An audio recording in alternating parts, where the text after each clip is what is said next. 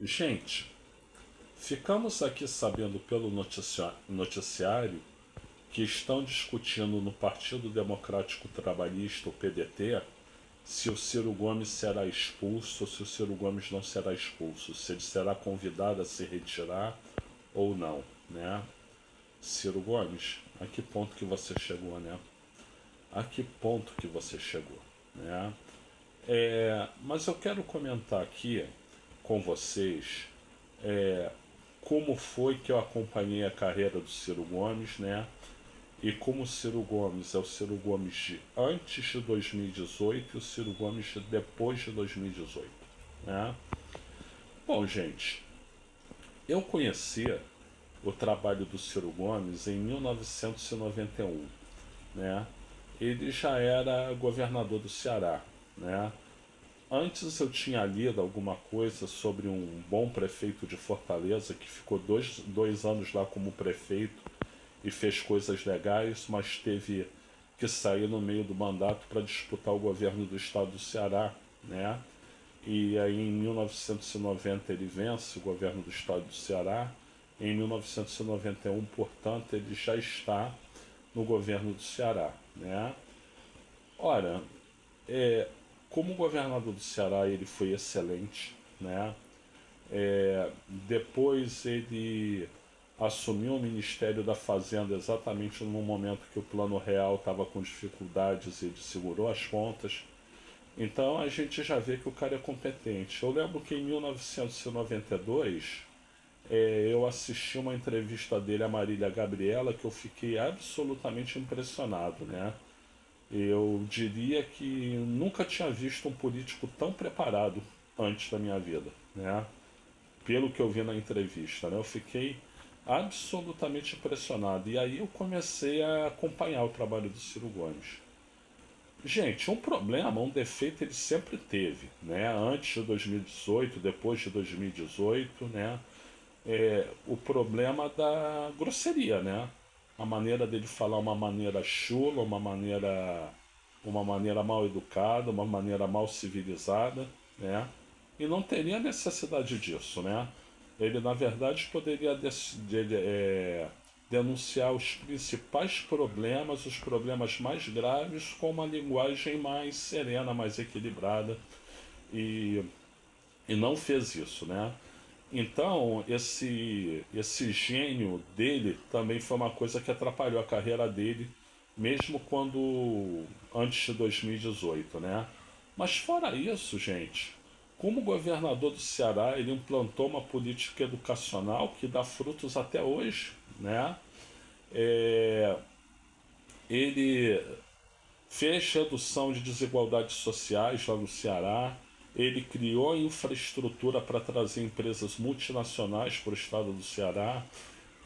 Ele fez um trabalho de continuidade, né, em relação ao governo do Tasso Gereissati, né, que na verdade é o maior nome, né, da história da política do Ceará, na minha visão, melhor, o maior nome da política do Ceará em todos os tempos é o Tasso Gereissati, né? Talvez concorrendo com ele o senador Beniveras, que era aliado dele, né? Porque dizem que o Beniveras é que era a cabeça pensante tanto do Tasso como do Ciro, né? Mas enfim, como executor, o maior político da história do Ceará é o Tasso Gereissati, que foi governador 3 vezes lá, né? E o Ciro era aliado político dele, né?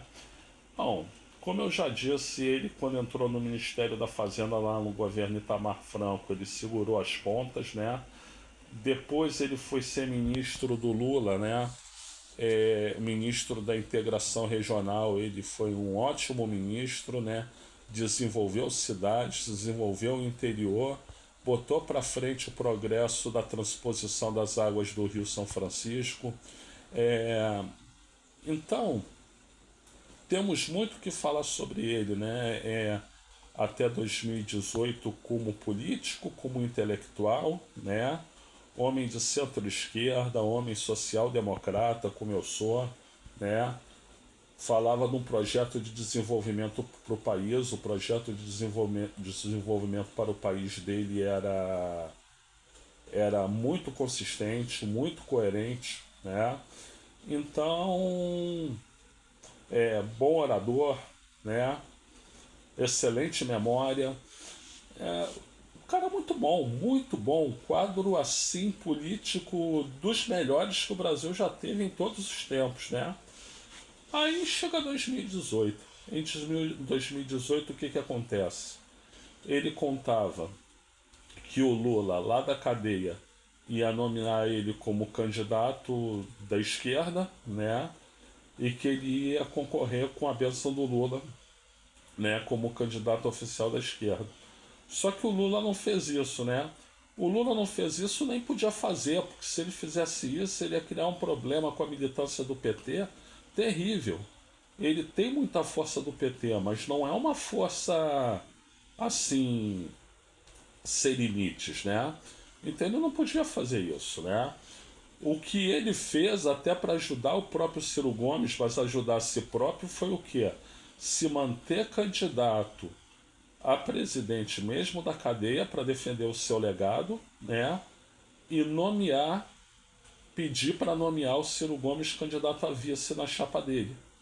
Porque aí depois, quando a candidatura dele fosse cassada, do Lula, né, o Ciro Gomes assumiria a candidatura normalmente, a militância do PT não ia ter o que falar e o Ciro Gomes ganharia a eleição com o apoio do Lula. Só que o Ciro não percebeu isso. O Ciro não percebeu isso. E aí ficou colocando a desculpa da derrota dele no PT, no Lula, né? O ódio ao Lula floresceu, né? O ódio ao PT floresceu e hoje em dia não importa se está certo ou se está errado. Se for para meter o malho no PT, vamos lá. É assim que ele pensa. Ele ficou obcecado, né?